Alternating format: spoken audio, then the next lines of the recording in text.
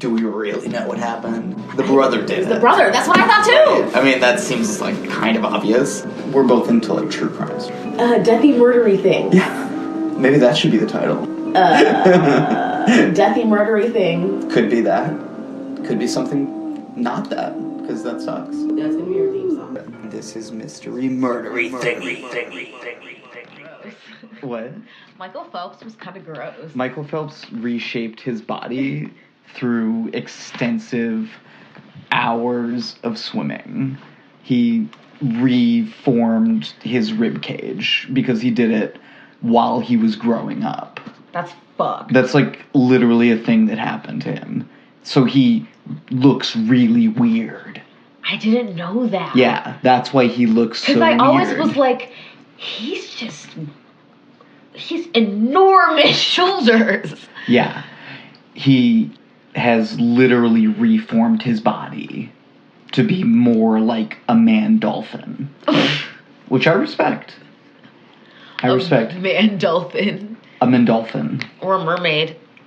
I prefer man dolphin. That's just me, I guess.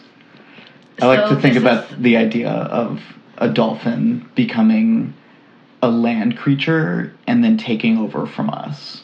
That's like a thing that I like to think about. So do you like Planet of the Apes? Yeah, but it should be Planet of the Dolphins. That's going to be, I'm going to rip it off. That could be a parody. That could be a thing. Right? If I, you know.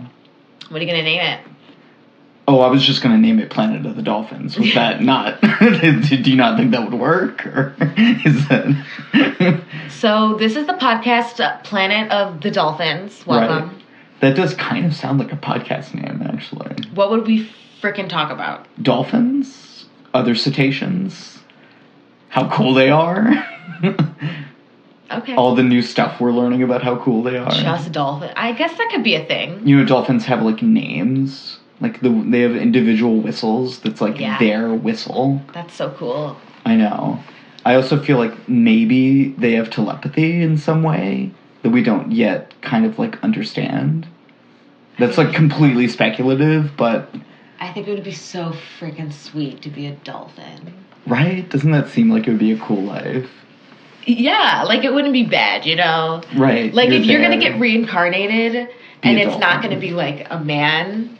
human, it's going to be a dolphin. I feel like that'd be the choice. One step down, yeah. Or dog. I feel like that's kind of 2 steps down, but sure. You gotta get lucky. Not making any moral judgments, just in terms of, like, your cognitive ability.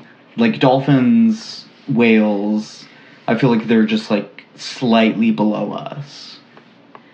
Okay. What about monkeys and apes and stuff? Yeah, I feel like they would be just a little bit lower, maybe. But then there's weird ones like crows. Crows are hyper intelligent. I feel like they're pretty much on the same level, probably, as chimpanzees. Crows? Yeah, crows are some of the smartest animals in the animal kingdom. I didn't know that. Yeah, definitely. And squids. Squids are really intelligent. Wow. Tell me more. They can, like, figure out how to get out places. Or am I thinking of octopuses? Octopi? Either is correct. This is Mystery Murdery Thingy. Oh, yeah. Oh, my God. The podcast where we talk about animals. Yep. We could do a weird thing about animals. No, we can't. We're not going to do that. I was, like, thinking about, like, science-y ones that I can do. My name's Mario. My name's Chloe. I didn't know what to say. I didn't know what to say after that. I was like, okay. Oh. You can if you want. Who am I? Oh, yeah. I mean, probably not. But whatever. Maybe. Because there's, like, big questions, right? That I like thinking about. Yeah. And I'm not a scientist in any way. You know? I've barely even taken science classes. Ew. Right. Don't even say that in my face. But there's, like, certain, like, fundamental science questions that are, like, left to be answered. And I think those are really interesting mysteries, too. That's a good one. Right? It would require more research. in time, maybe. Like, okay, wait. Can you think of one right now? Like, why? Yeah, dark matter and dark energy. Oh, that's the first thing you thought of? Yeah, well, it's like the... whatever, 75% or so, or 70% or something of the, like, mass energy of the universe is dark energy and dark matter. So, like, we fundamentally don't understand what it is, or why it doesn't interact with other regular matter, or why there's so much of it as opposed to regular matter. I am very confused. So you would take a lot of just, like, explaining, like, fundamental concepts and, like, terms and stuff that I feel like, yeah, I would get, like, too bogged down. I don't know. But that's not what we're talking about today. So. We are talking about... Okay, Mario and I are going to talk about the same thing. Right. But also different things. Paradox. Mystery. Murdery. Not really murdery, but sure. Not mine, at least. It is not murdery at all. It is, well, there were a couple murder... well, let's just say what it is. Right. So we're going to talk about the 27 Club. The 27 Club, yes. So to speak. We're going to do probably like a 3-parter. Yeah. Maybe. 2, 3, we'll see. 3, because of those 2 other guys that I found that were murdered and unsolved. Yeah, I mean, and there are many more than we're going to talk about, obviously. Yeah, go to Wikipedia. There's a blog that I found that I'll pull up here so I can tell you what it is. forever27.co.uk. It's got some spelling errors and stuff. It seems like somebody just kind of wrote it. Yeah. But I actually found it to be pretty useful and like pretty interesting. And it's got just like a list. So that's another place where there's just like a list of them. And it goes like way back to like the 1860s. Whoa. So even before Robert Johnson. So some people think of like the guitarist and like blues singer Robert Johnson as being like the first member of the 27 Club. Yeah. But this list goes even back further. Okay, so basically, the 27 Club is a group of really talented musicians, singers, like artists in general, producers, who were extremely successful, extremely famous, died at the age 27. Right. There are lots of them. And it's weird. And the only thing that I would like to talk about is the Supernatural episode where they go to the Crossroads Demons, this one guy, and he becomes like super famous after that. Right. But he only has however many years. Mm-hmm. That's it. That's what it is. Yep. They all engaged with a Crossroads Demon. That's what happened. They made a deal with the devil, and they were like, I want to be famous. I want to be the best ever. Right. I think people did say that about Robert Johnson. Like, that he must have made, like, a deal with the devil to, like, be that good, you know. But maybe, I think I'm going to talk about him in a subsequent episode, so we'll see. Okay, so tell me more about what you know. That's all I know. Yeah, definitely. So it is definitely a thing, you know, in pop culture, and there are books about it. It's not just, like, kind of an idle, you know, hypothesis that someone had. Like, there's a real kind of cultural salience to this notion of the 27 Club. Uh-huh. That is itself real. For sure. But is it real in the sense that it, like, signifies something in reality about when famous musicians die? That seems to be no. Seems like that's a negative on that one. And particularly there was a study done by a British medical journal in 2011 that shows it's not statistically significant, rather, that musicians tend to die at the age of 27. Well, we were also talking about how numerology is weird. And True. You told me some fact, and I was like, well, what does that have to do with anything? Like, yeah, it was on that blog, and they were just talking about, like, the number 27, and apparently there's some, like, biblical numerology in reference to it. Like, that there are 27 books in the Bible, and there was a different one that you were saying was like more bullshitty. I was like, okay. It's like when you get to like this plus this, and then that's 27. Yeah, you know, that's when it's like, okay, you're like kind of reaching here. And numerology usually gets into that territory pretty quickly, you know. Did you ever see that movie, that Jim Carrey movie? Was it called 27? I have no clue what you're talking about. Or 17? There was like a movie, and Jim Carrey was the star, and it was like not a comedy. He was playing this like guy who was obsessed with this like one number, and it drove him crazy. And that sounds like a good movie. Was it good? I remember it being kind of okay. Not as good as Eternal Sunshine of the Spotless or Eternal whatever, blah, blah, blah. That one was good in terms of his like more serious roles. So, anyway, to get back to the 27 Club, there was also a website that looked at a sample of musicians who died between 1950 and 2010. So, pretty big sample. And they showed that 60. They were 60 years. Yeah, that's true. Good job, I guess. Math. Yes, math. That musicians were just as likely to die at the age of 26 as they were at the age of 28 or the age of 27. Like, there wasn't really any difference between those 3 years. Mm-hmm. And that statistically, the musicians were most likely to die at age 56. So still pretty young, but, you know, significantly, you know, just about twice as old as the 27 Club members. Then why do we focus on the 27? Because they are the ones that you remember. Especially in this period where this kind of like whole thing of the 27 Club got started. In the late 60s to early 70s, when you had Brian Jones, Jimi Hendrix, Janis Joplin, and Jim Morrison, who I'm going to talk about today, all die within like 3 years of each other. Yeah. So it's like 4 of the biggest, most famous rock musicians of their day all die at 27 within 3 years of each other. That's something, man. You can't just ignore that shit. And basically that has been the argument for it since then. And it's just persisted for another 45 years on the strength of that evidence. But it's pretty good evidence in the sense that these are you know, really big stars, you know? I mean, you just look at those 3, Jimi Hendrix, Janis Joplin, Jim Morrison. You know, those are cultural and artistic musical figures that are going to last for over 100 years.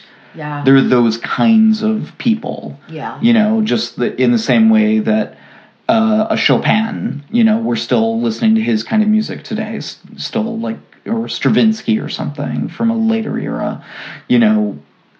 So there's a cultural salience to their stories that like persist to today as well.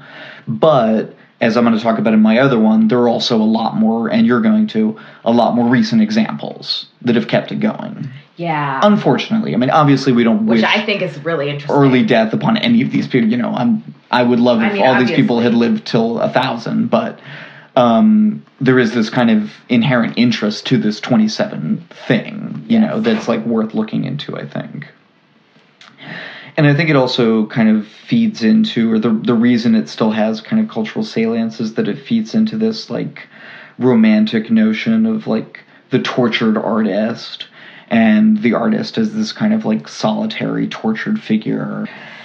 But, and on that blog I was talking about earlier, they were also talking about the astrological concept of Saturn's return.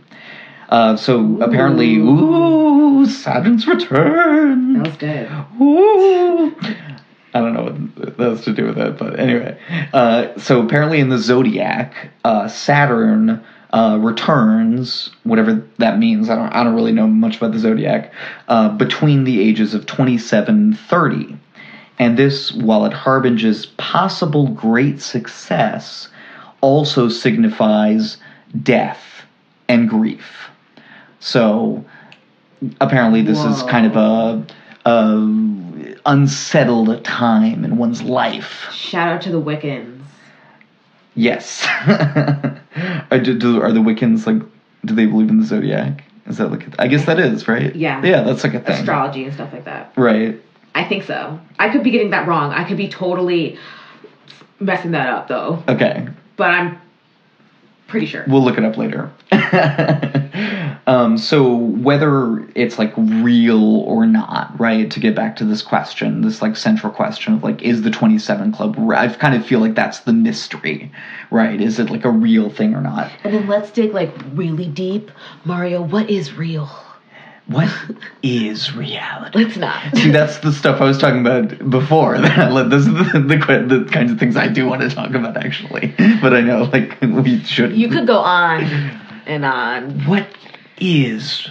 Oh, I took a class on Buddhism recently. They've got some really interesting ideas on what reality is. Anyway. Our other podcast idea was to talk about religion. Well, that was my idea, to talk about, like... Oh, it was? All the religion...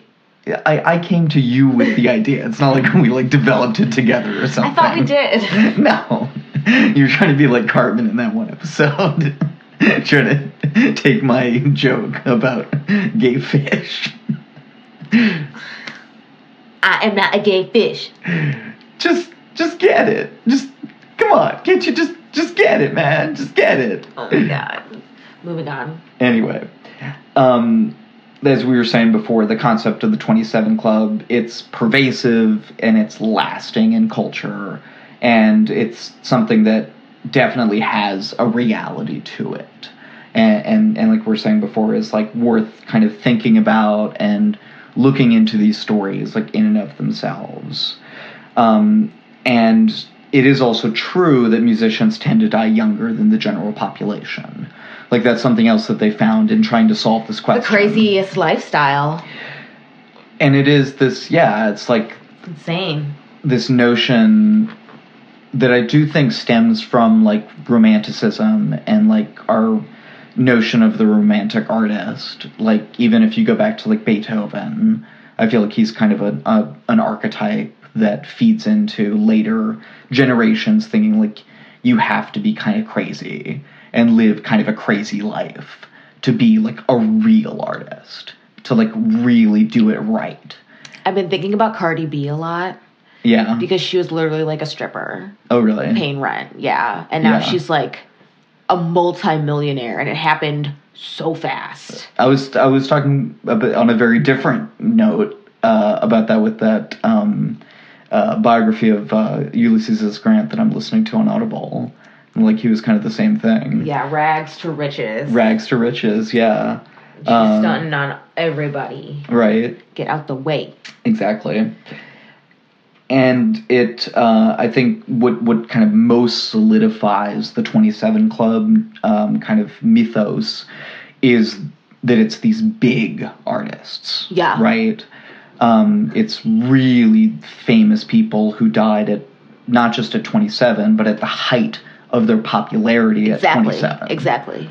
And in some cases, really, like Jim Morrison, like, who had kind of, I mean, done so much at that point. Yeah. You know, where it kind of, you know, or like Robert Johnson even, right? Having this, so like... had Amy Winehouse. And Amy Winehouse, for sure. I had no idea how much she performed. So maybe there's this notion of also, you know, a candle that burns that brightly can't necessarily sustain itself. And that's the kind of tragic, maybe, aspect of the... I mean, obviously it's tragic, but in that sense that it's that thing that made them so great that then causes their demise in some respect. Yeah. So, anyway, I feel like we kind of talked that out. So let's move on to the individuals. Let's start talking about some people. Yeah. So we're basically going to do 2 apiece for 3 episodes. So we're going to do like 6 total. Yeah. And I'm going to start out, right? Sure. That's fine. Okay. So I'm going to talk about first Jim Morrison. So for those of you who don't know, Jim Morrison was the lead singer and the lyricist of The Doors. The Doors. Yeah, one of the biggest bands of the late 60s to early 70s. By the way, this makes me feel like kind of uncool and awful, but I don't know any songs by The Doors. I don't know any songs by Janis Joplin or Jimi. That's a lie. About the Jimi Hendrix one and the Janis Joplin one and the Amy Winehouse one. Sure, but I feel like that's not necessarily that big a deal for what we're doing, because we're like specifically not talking about their music or like them as artists. We're talking about like the mystery of their deaths and like kind of, or whatever. I mean, whatever you want to talk about, but I mean, we're kind of focusing more, I guess, on then like... That'll be a little different. Okay, that's totally fine. Okay, so Jim Morrison was found dead, lying in a bathtub on the morning of Saturday, July 3rd, 1971, in a Paris hotel room. And that was how he died. Well, that was how he was found dead, at least. And officially, his death was listed as a heart attack. But there's, like, a lot of mystery that kind of surrounds it. And that's partly because no autopsy was done. Which also was the case with the other one I'm going to talk about today. So maybe that's kind of a trend, perhaps. And only Jim Morrison's girlfriend at the time, Pamela Corson, verified actually having seen the body, other than the medical examiner. Yeah. But once everyone else got there, his manager or whatever, his family... was he already gone? He was already in the casket. They only ever saw a closed casket. So, as far as they know, she's the only one who actually ever saw his dead body. That's a little suspicious. Right? And that's one of the things that, like, has made it such an enduring mystery that, like, really no one can say for sure that it was actually, and he's never been exhumed, and they won't do it. So, really, do we know that Jim Morrison is lying in a grave in Paris right now? You know, these are the kind of, like, conspiracy theories that you find when you start poking around on the internet about these things. It reminds me of the Criminal Minds episode I just watched. Oh, really? Yeah, but I don't want to spoil it for anybody who hasn't seen it. Yeah, wouldn't want to do a spoiler on an episode that came out like 6 or 7 years ago. Shut up. I have to keep talking, though, because of the podcast thing. Is that okay? Because I said... Yeah. For a second, I was like, yeah, what? Right. Keep going. Right. And some other weird stuff. The medical examiner's office was told by Corson that Morrison had no next of kin, even though he had a bunch of family that lived in Virginia that came over to Paris after this happened. Why did she do that? It's not totally clear. She sort of said that it was because they didn't want this to kind of get out until they had kind of like wrapped everything up, but it kind of didn't make sense. No, it really doesn't make sense. And they actually didn't tell anyone about it for like 6 days. Like the family and stuff? Yeah, like she didn't tell his family or the public or anyone for like almost a week after it happened. So like the paramedics and stuff had to keep it a secret? There were no paramedics, first of all. I mean, like, he was just found dead. Like, that was another weird thing that, like, we'll get into some of the alternate stories of what actually happened. And under one scenario, according to, like, some witnesses that came forward, like, decades later, Morrison didn't actually die up in the bathtub. He actually died in the bathroom of a club where he and Corson were hanging out the night before. That's a big difference. It's a pretty big difference. And according to this story, Morrison had snorted heroin and had overdosed on it and was, like, dying in the bathroom. Holy shit. And then they kind of, like, figured out that he was, like, still in there, and they got a bouncer to knock down the door, and they just, like, found him in there. And then the two, like, heroin dealers who had sold it to him took his body up to his hotel room and left him in the bathtub to be found the next day by his girlfriend. Oh. So that's like an alternate kind of version of what happened. Wow, it still makes sense. I know. And then there's actually a third version of what may have happened. So we don't really know if any of these are true, except that he was found in the bathtub on July 3rd. But under this third scenario, Jim Morrison got back to the hotel room that he shared with Corson, saw her and a white powder on the table, asked her what it was, and apparently he had a big problem with her doing heroin. Like, he didn't like heroin. He liked cocaine. That's like what he liked. He liked to do the uppers. She liked to do the downers. So that's kind of what it seemed like. And she lied and said it was cocaine. So he snorted some and then OD'd. And she tried to help him by putting him in a warm bathtub, which is apparently a thing you do with people who are ODing on heroin, I guess. Although, obviously, you should probably just call an ambulance, I would imagine. Yeah. I'm not a doctor. But that didn't help, and he ended up dying. And then she kind of, like, said that she just found him. So we'll never, obviously, really know what happened, but those are kind of like some alternate versions of what may have happened. But, like I said, his death was officially listed as a heart attack. And it seems to have been brought on by a heroin overdose. Yeah, there has to be, like, a cause of death. Right. Like, initial cause of death, and then brought on by something. Exactly. An ME's report will have approximate cause of death, and then it'll have contributory factors. I learned about the cause of death being a misadventure. Definitely, misadventure. I like that. I know. It's sort of a whimsical sounding way to die, but you're still dead. And it can be really gruesome, actually. Like, I mean, if you fall out of a window and, like, break your neck on the pavement on accident, that's death by misadventure, right? Have you seen that photograph of a woman who committed suicide, but then when she landed, the way she landed was, like, kind of beautiful, and she was, like, this beautiful woman, and her arms were crossed, and her legs were crossed, and she was sitting on top of her, not sitting, but she was laying, she, like, smashed straight down on top of a car. And, like, she died immediately, but she just, like, landed just kind of like an angel. Very strange. Yeah. Maybe she was an angel. Like in the Supernatural TV show sense. Oh, God.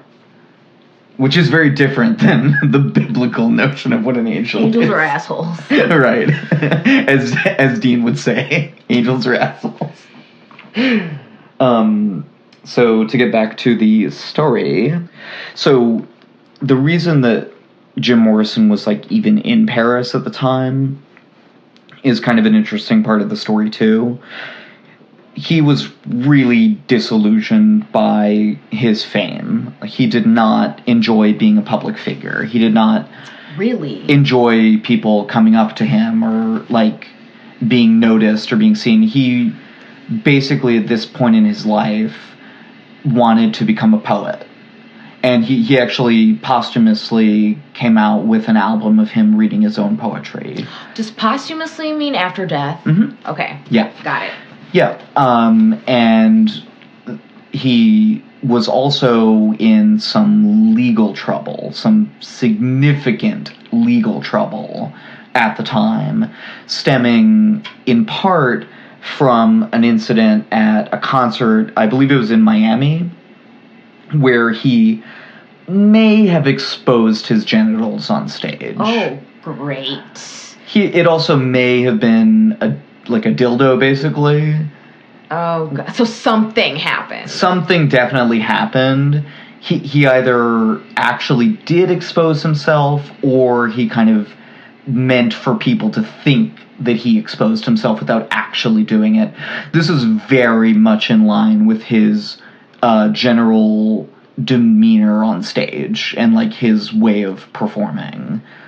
Not at all out of character with things that he would do, including stopping songs in the middle for minutes on end and taunting the audience just to see what they would do. And they would get real fucking pissed off and, like, almost start to riot. And then they would start the song again. What? Why? Because Jim Morrison was very interested in psychology. And especially in the psychology of crowds. And he basically would do these kinds of natural experiments, one might say. I mean, I guess you can. He was also very, I think, sort of egomaniacal in a way. Maybe that's being unfair. I obviously didn't know him as a person, but that's kind of what it seems like. And I think this fed into his notion of control.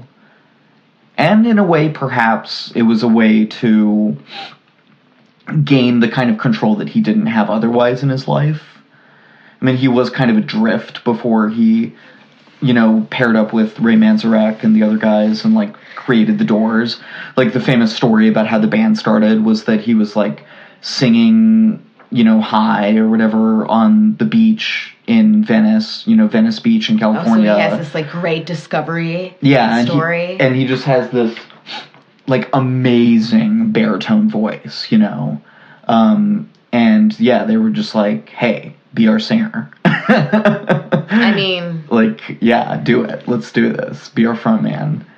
But he was, led a pretty crazy life. Like we were talking about earlier in terms of these people, these 27 Club members kind of living these crazy artistic lives. Like that was very much Jim Morrison. It was sex, drugs, rock and roll, and he was that kind of like dark, mystical, erotic kind of figure. He was known as like the Snake King. I didn't know this. He was also known as Mr. Mojo Rising. Wow. Which is apparently an anagram of Jim Morrison, which I thought was kind of interesting. That's kind of cool. He's very interested in language as well. I mean, like I said, he really aspired to become a legitimate poet. And when he went to Paris, he was kind of trying to get away from it all and maybe transition more toward writing, in a serious vein.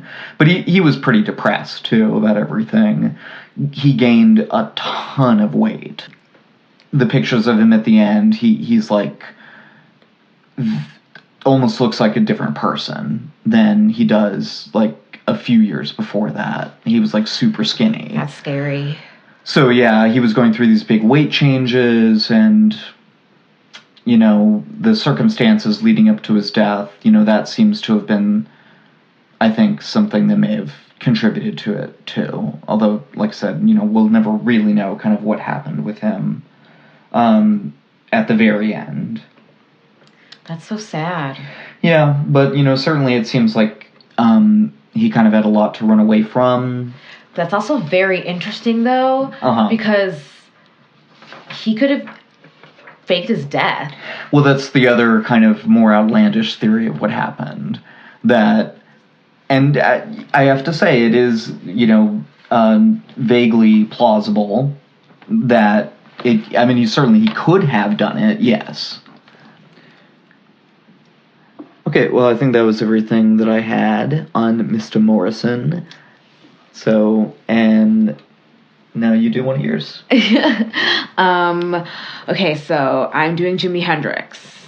So I'm just going to start out with the basics. He was born November 27th, 1942, in Seattle, Washington.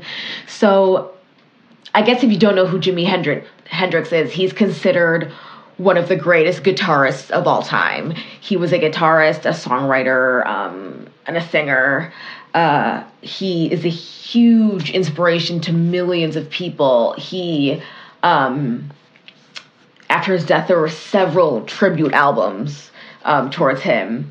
And he was, like, so famous because he did shit like play guitar backwards and, like, he like played guitar with his teeth and like behind his back and played like a right-handed guitar left-handed and shit. Oh my God. Yeah, go to YouTube and type in Jimi Hendrix. Just type in Jimi Hendrix, but type in Jimi Hendrix playing with his teeth, playing behind his back. Like it. Type in Jimi Hendrix guitar on fire, because he did that too. Holy moly! Yeah, he was amazing. So before his fame, he played in high school bands, but then he enlisted in the army in 1959, and I saw a really great picture of him in the army, and I'm gonna post it. Okay. Even though I keep saying I'm gonna post it, but actually I'm gonna post it. It was ditched. He was discharged in 1961, so not too much longer later. Wasn't really totally cut out for the army, I guess. As you can imagine. So he started working on his music again. He began working under the pseudonym Jimmy James, and he was a pickup guitarist. And throughout his career, I think Jimi Hendrix kind of had like 4 different bands or different names and stuff. It was like, one of them was like something about Jimmy James. Another was like Jimi Hendrix and the Experience. There's a couple others too. By 1964, when he moved to New York, during this time he had played behind Sam Cooke, B.B. King, Little Richard, Jackie Wilson, Ike and Tina Turner, and Wilson Pickett. In New York, he played the club circuit with King Curtis, the Isley Brothers, John Paul Hammond, and Curtis Knight. Wow. So, yeah, he was up there. But that was all kind of as a session guitarist, right? Yes. Okay. So he spent a little bit of time in Europe. Chas Chandler of the Animals took him to London in the autumn of 1966 and arranged for the creation of the Jimi Hendrix Experience with Englishman Noel Redding on bass and Mitch Mitchell on the drums. So this is where he really became popular. He actually became popular first in London. Right. He didn't come back to America until June of 1967. Right. And the only reason he came back was to America was because Paul McCartney insisted that him and his band, the Jimi Hendrix Experience, play at the Monterey Pop Festival. Oh, okay. So he was like, come on over. Which jam with us. Yeah, that is like one of his most famous performances, I think. The Monterey Pop Festival in 67. After 1967, and probably during most of this too, he started using drugs a little bit later. He was actually introduced to it within his career. By 1967, he regularly smoked cannabis and hashish and used LSD and amphetamines, particularly while touring. There was a name, I don't remember what the name was, but it talked about a specific person like introducing him to this drug. So mixed with drugs is often alcohol. He would mix them together often, and he was a very violent drunk. I didn't know that. Me neither. He got in fights all the time, smashing windows and shit, getting kicked out of bars. He was on trial in Canada for a while. I think that was either drug offenses or assault. Not assault, but like violence or something. So when it comes to his death, the only witness to his final hours was his girlfriend at the time, Monica Dannemann. This was in London. He died in London. She's a German figure skater and a painter, which I just wanted to throw that in there. So she says after eating dinner and sharing some wine in the early morning, and then she drove him to another person's house, then picked him up again a couple hours later, and then they went to sleep.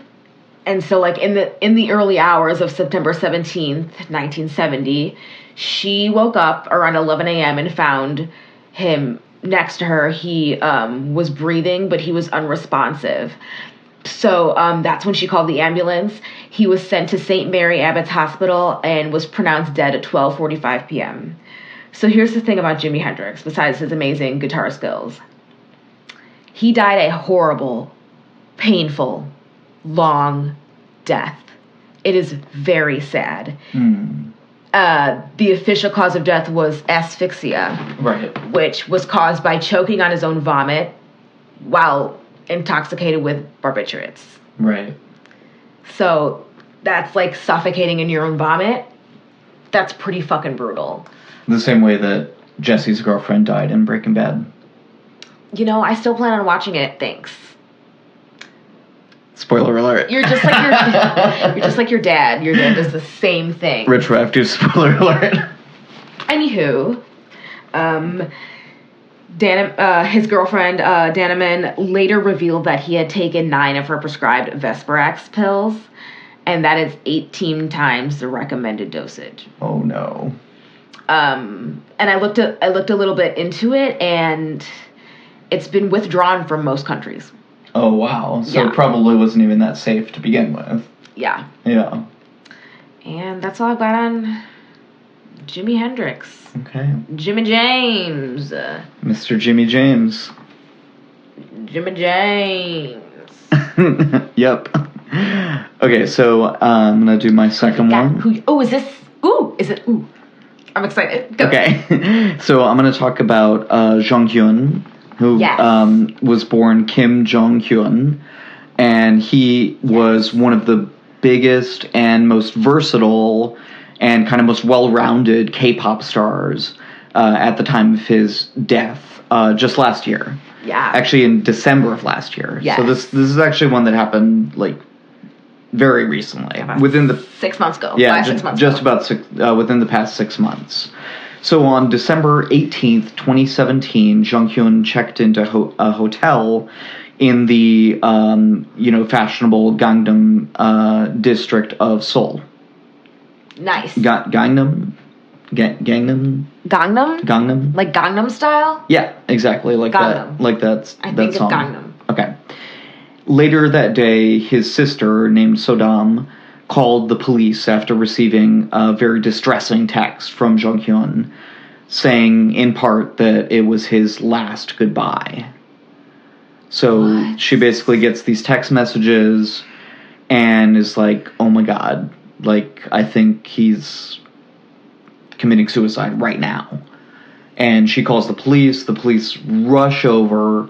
When they get there, they find Jonghyun unconscious, kind of clinging to life. They perform CPR, but he dies soon afterwards, I believe on the way to the hospital. Damn. And they also find coal briquettes on a hot plate in the apartment, or in the hotel room, rather, which is a way in which they think he was meant to commit suicide basically by carbon monoxide poisoning. So it's similar to, like, being in a garage and leaving the car running. Yeah. It just creates a noxious air miasma that is mostly carbon monoxide, and that displaces the oxygen, and you die of carbon monoxide poisoning, or asphyxiation, perhaps. So that's kind of the story of what happened. And there was no autopsy that was done on him either, but this was done at the family's request. Okay. Yeah. And there was a suicide note as well. Are you going to read it? I'm going to read a little bit from it, yeah, here in a little bit. I know, it's like really sad. So trigger warning, suicide. Yeah, if you hadn't gotten that already. Sorry. No, that's okay. A little late. Yeah, it's like, that was like my spoiler alert. So all of this and the circumstances point strongly to suicide. That seems like it's probably pretty clearly what did happen. And Jonghyun had spoken openly in the months and really years before his death about his difficulty in dealing with the pressures of success, and especially combined with his depression that he'd been dealing with, like, since he was a kid, basically. Like, he had been dealing with depression, which apparently South Korea does not have a well run or kind of, I don't know, the mental health kind of aspect to things is not good there in some sense. And like they don't take care of it. Exactly. And they do have one of the highest suicide rates in the world, like third highest or something. That's like crazy. That. Or maybe it is the highest. I can't even remember. And just a quick reminder, and I think I've done this once before, but it's always a good thing to put out there.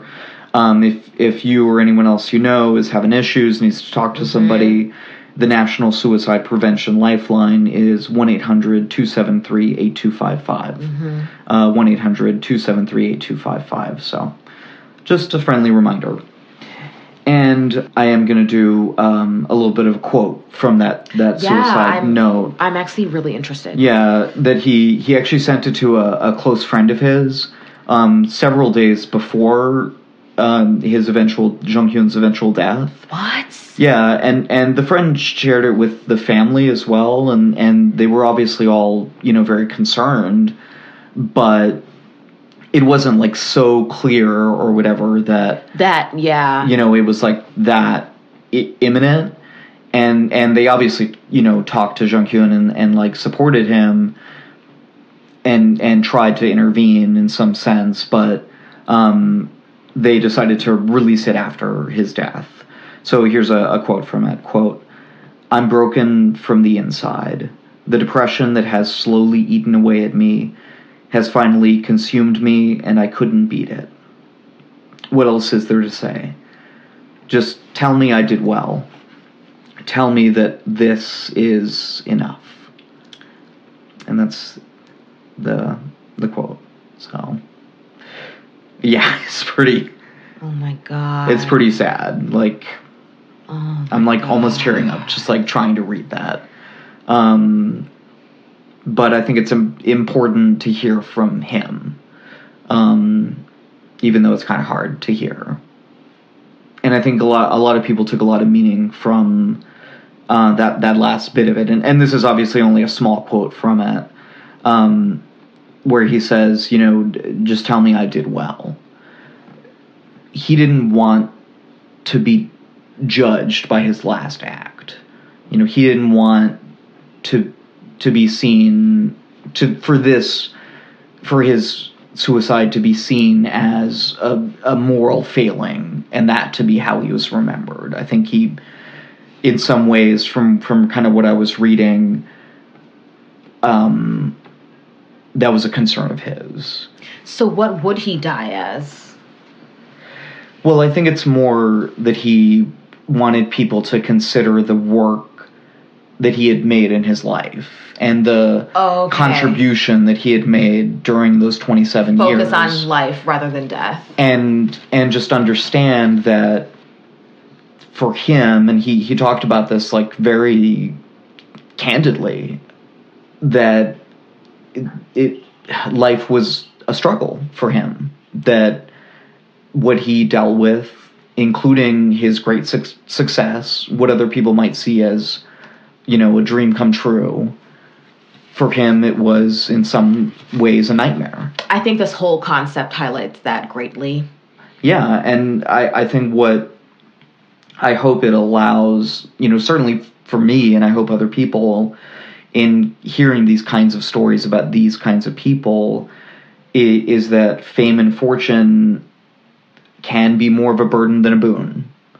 That for some people, in some circumstances, having a whole lot of money, doing amazing things for which they'll be remembered forever, and being recognized in their lifetimes for that, is actually not great. It's actually fucking terrible. And we should have empathy for those people, because they're people, and they deserve to have empathy. And they're struggling. Yeah, but it's hard. But it's hard. Not every celebrity's like that. Of course not. No, of course not. Everyone's different. But I think we are too quick in society generally to assume, first of all, that other people have it better than us. Just generally, I think that's just a human thing. Yeah. Grass is greener on the other side. But also to assume that having money and success means that you have no problems, or that your problems are less than my problems, because I don't have money and I don't have success. Yeah. And I think there's a certain amount of schadenfreude maybe that comes into it as well, that if I see someone who is doing really well suddenly not doing so well, maybe that makes me feel better.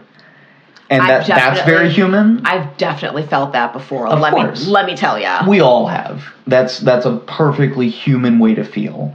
But that doesn't help us to increase our amount of empathy for that other person. It actually blocks empathy. And so I feel like it needs to be resisted. That impulse for schadenfreude needs to be resisted. I bet mental health within Hollywood is like a big thing. I hope so. But I mean, we've seen certainly, evidence of people who have tragically, died because maybe their mental health wasn't taken care of. I would genuinely... I'm trying to think, what was his name that played the Joker that committed suicide? No. What was his name? You know who I'm talking about. Mario, I can't do actors either. I'm sorry. Whoever he is, he died very tragically.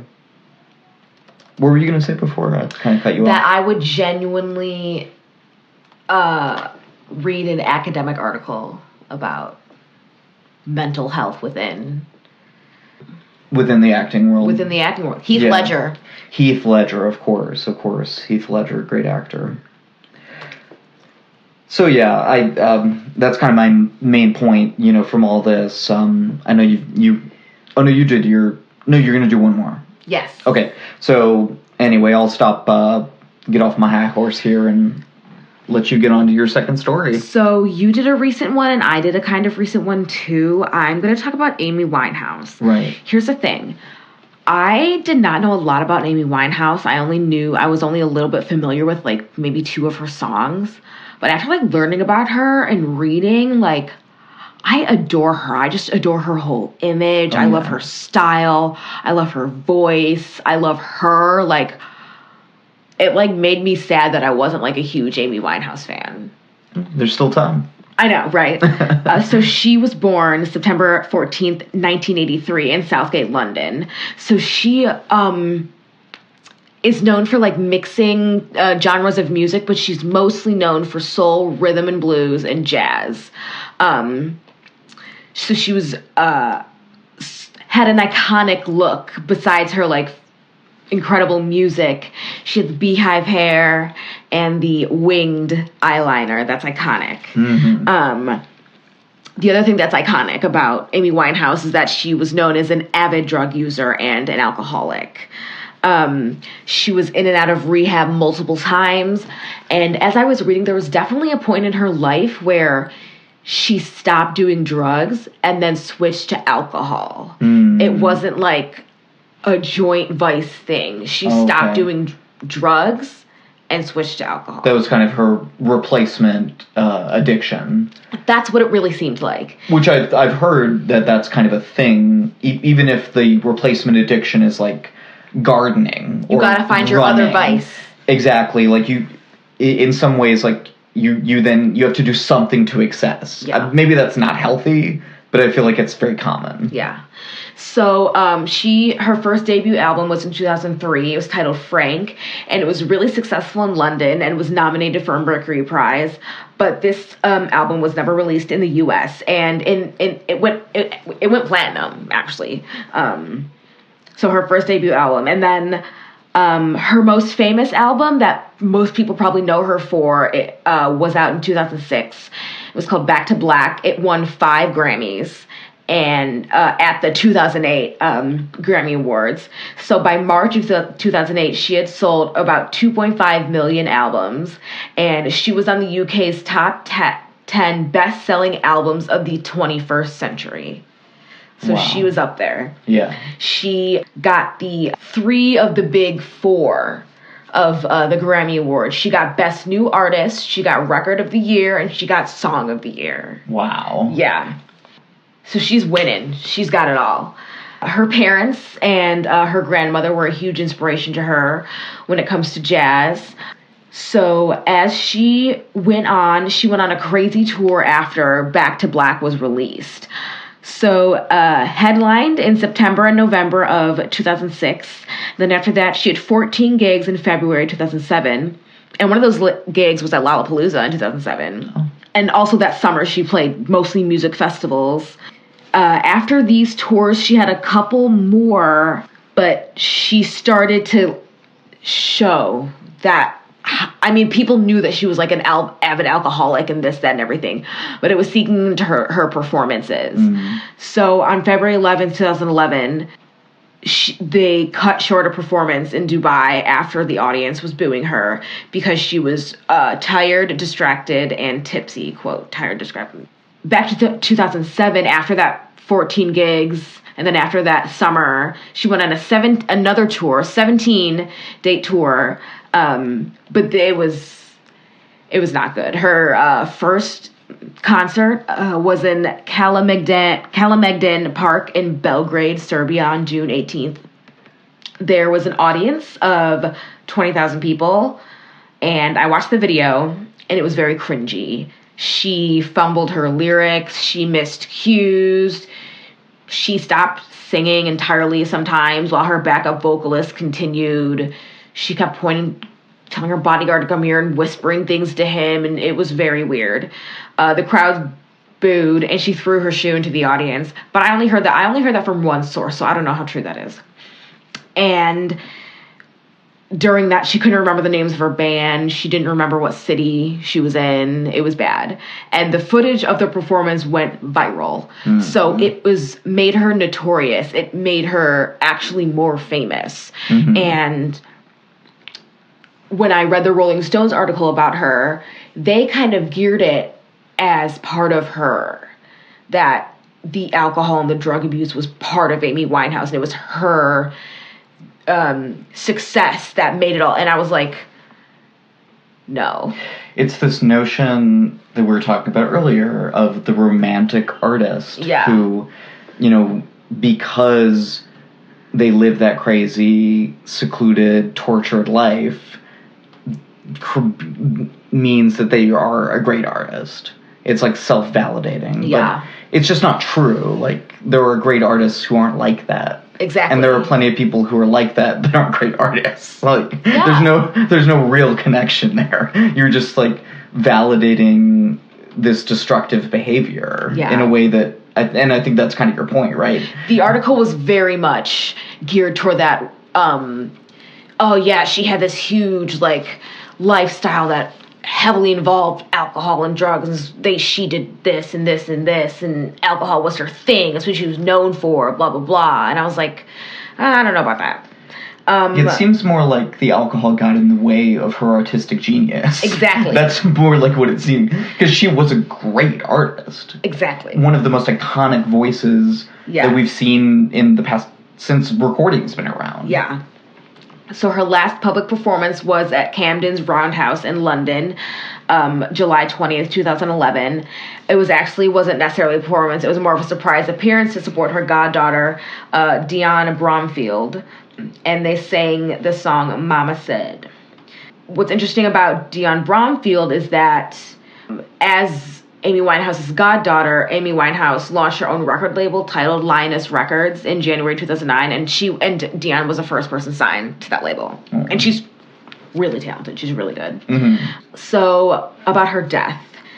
Her bodyguard was the one who found her, and the one she was alone that night, but he was the one that was checking in on her. Right. And stuff like that. It was like a regular night out. She stayed up. He would check on her a couple of times, and then around 3 a.m. when he went to go check on her, she was unresponsive, and so called the police, and she was pronounced dead at 3:54, must be p.m., July 23rd, 2011. Okay, so she died of alcohol poisoning. Her BAC was 0.416. Oh my God. And just for anyone who doesn't know, that means that her blood was over 40% alcohol. Yeah.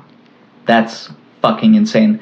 And I heard that the only reason that she was able to even get up to that level of a BAC was because she was such a constant heavy drinker. Mm-hmm. And so her tolerance was so high that she was able to actually be conscious enough to continue drinking. That's so crazy. To get up to that point. Because almost anyone would have passed out by that point. Yeah. You know, they wouldn't be able to function even below that point. Even getting anywhere close to that point. Yeah. 0.08 is the legal limit. 0.08.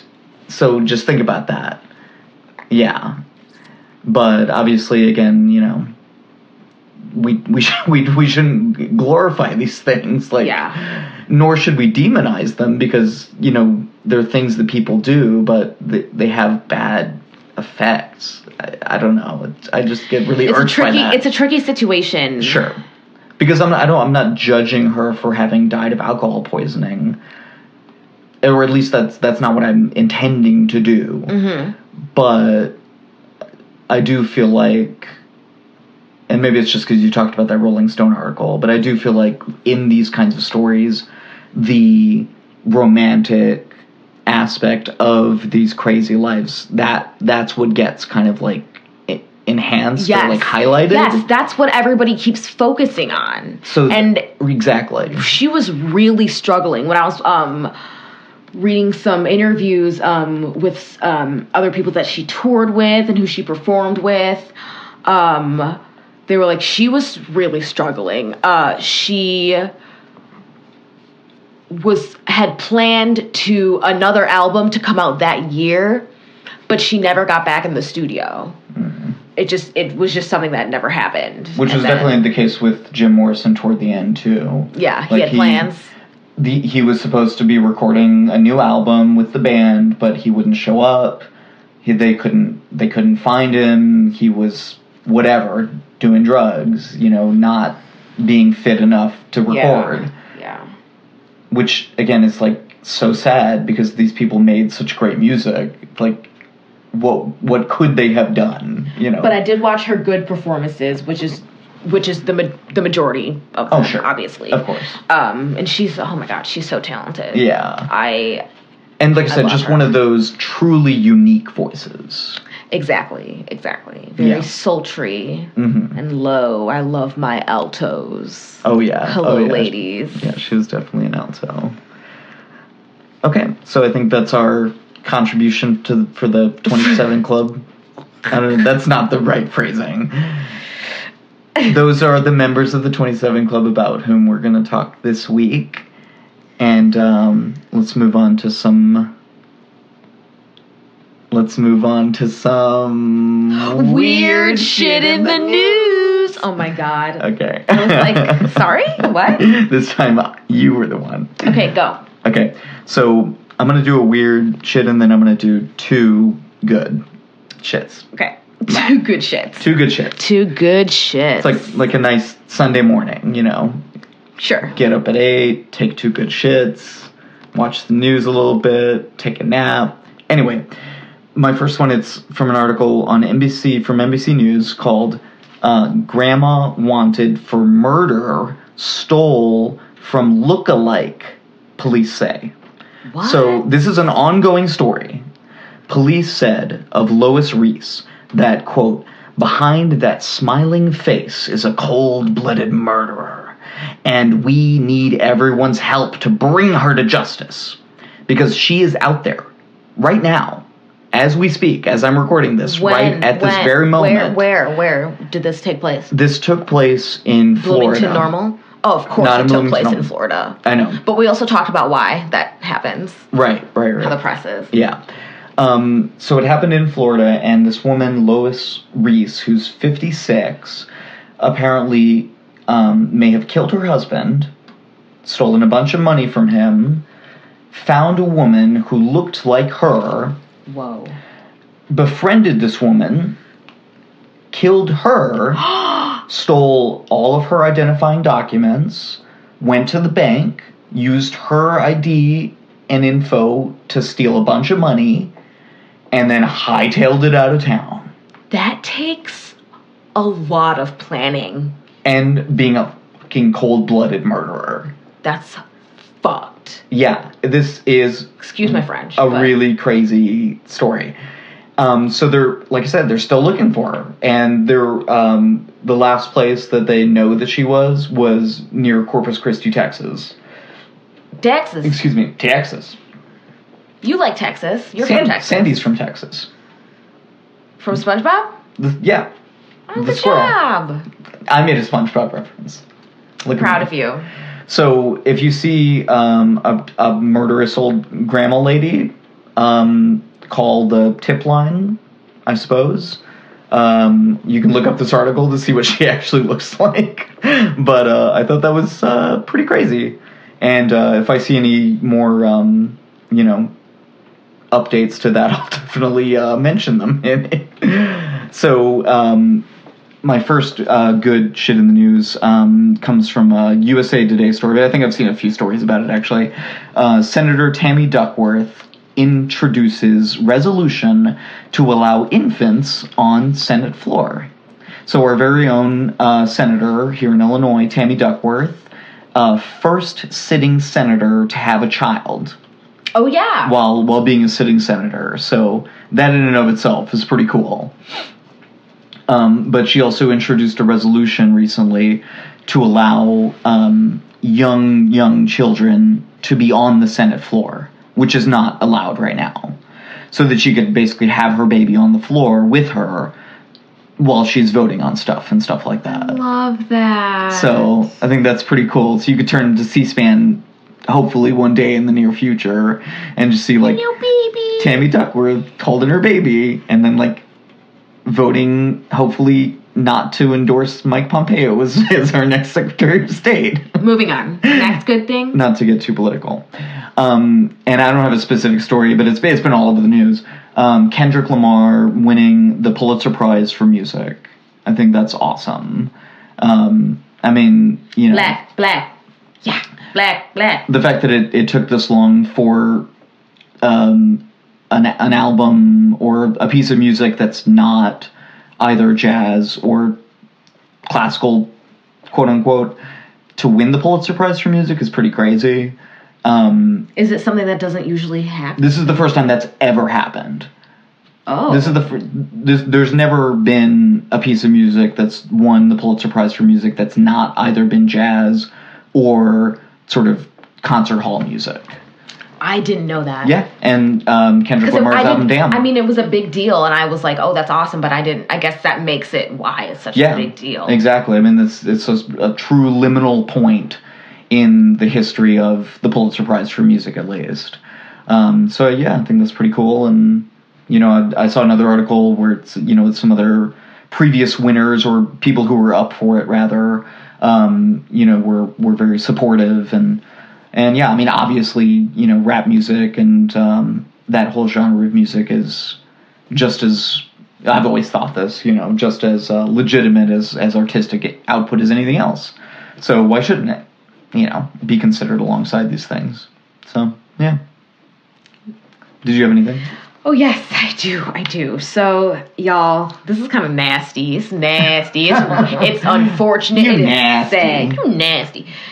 It is in the Chicago Tribune, and the title is "It Smells Like Death. Alabama Endures New York City Poop Train." So here's basically what happened. A stinking trainload of human waste from New York City is stranded in a tiny Alabama town, spreading a stench like a giant backed up toilet. And the poop train is just the latest example of the South being used as a dumping ground for other states' waste. So this is unfortunate. And I guess an issue in the South, which I didn't know. A woman said, actually,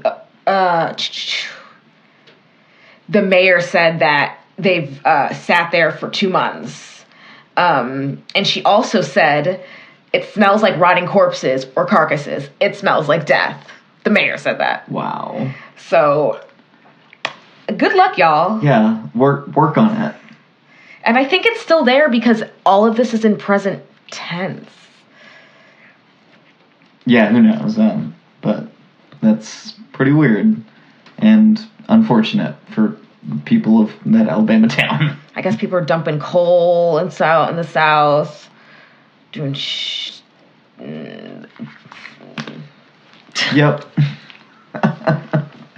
That's a whole kettle of worms. Anyway. Babies on the Senate floor. Yes, babies on the Senate floor. Always a good thing. Maybe someday in the future. Okay, I think we're probably... Okay, thanks for listening, y'all. Comment, rate, subscribe. Tell Please, all your friends. Yes. All of them.